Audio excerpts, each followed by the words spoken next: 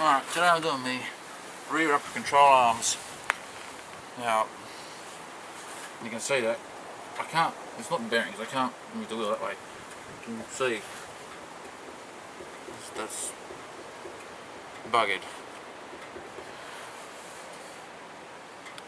So I'll be just going to take the wheel off and I'll show you how badly it moves on the ball joint. Okay, there's a ball joint there. This is what's, so I can keep still and do this.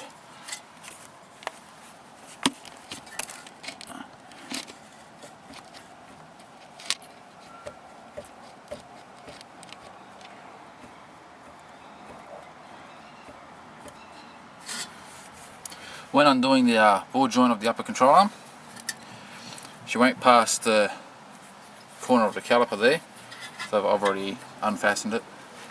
You just want to get the caliper out. Alright, we'll have to undo the caliper completely so she can come out. I'm going to take it right off and just leave it hanging there so it's out of my way for now.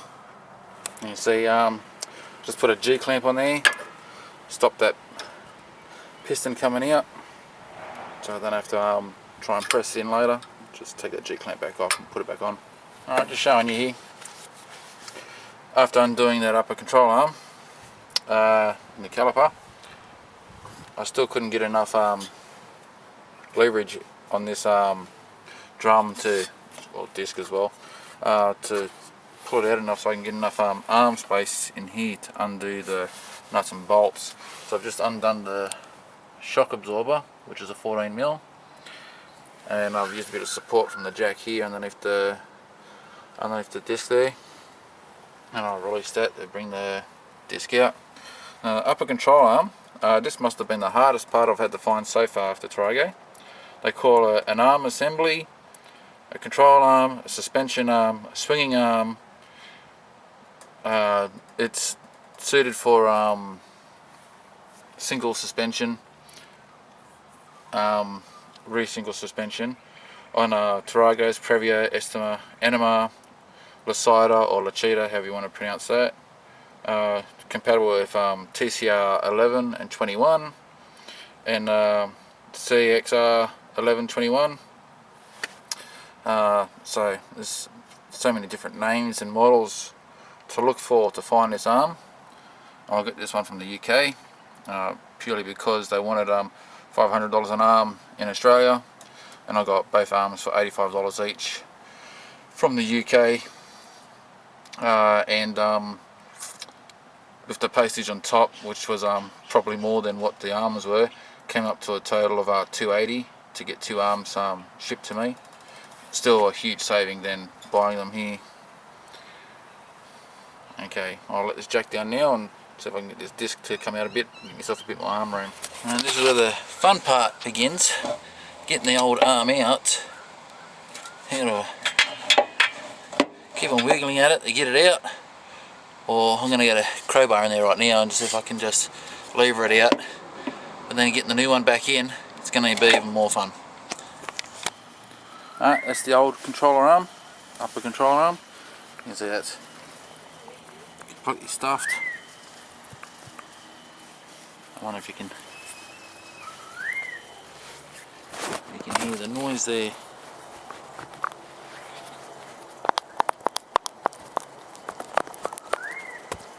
It's completely stuffed.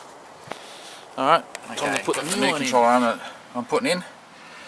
The other one came out quite easily with a crowbar, just wedging it up in there, pulling it out. And this one here, you can pretty much see where I've been hitting it with the hammer, just to push it that way, and from the bottom to knock it up. And she goes back in it pretty easily too.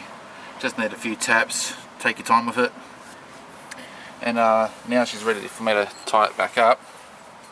You got the wheel alignment bolt here. The hole goes down, so to make the wheel level, you turn that either way once it's in to make the wheel level, and turn it back up. and you got one on the other side as well, so be sure not to lose these washers. And there you go, so as it make the wheel level. And I think it's a good idea to get a wheel alignment on the rear end of the van once I'm finished, just to be sure. Like, I have a faith in what I'm doing, but I always like to double check, get a mechanic to get a wheel alignment or something like that, just so I don't forget it. The nut for tying the controller arm back up, the top one there is 3/4 inch. We got the spanner there, and the one on the ball joint down here is 17mm.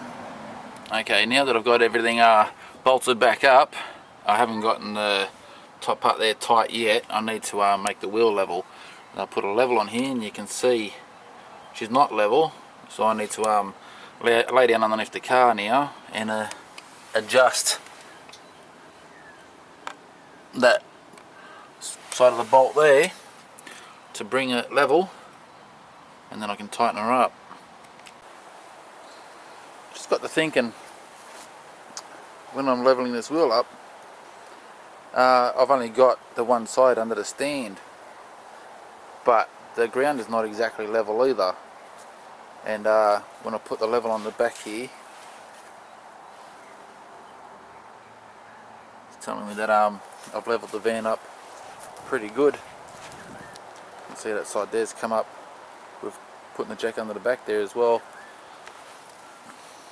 But also, another thing to think of is that's the whole idea of having the upper control arm and the sway bar arm, spring, and the wishbone and everything there, is that so when the van is going on particular angles, the wheels stay aligned. So hence the reason why I'll get it double checked anyway, and make sure that it's 100%. Don't like the idea of not knowing while I'm driving. Prefer to know that everything's 100%. Alright, just about finished here. Alright, you can see now she's all spot on level there. I'll put the wheel on, and she's all done. Now with the wheel back on, you can see that she's still spot on level. And leave this side jacked up for now though, because I'm going to do the other side tomorrow. Again, hope what I do gives insight to others and helps them understand or know what they have to do to fix the same thing on their van, whatever model it may be. Alright, take care.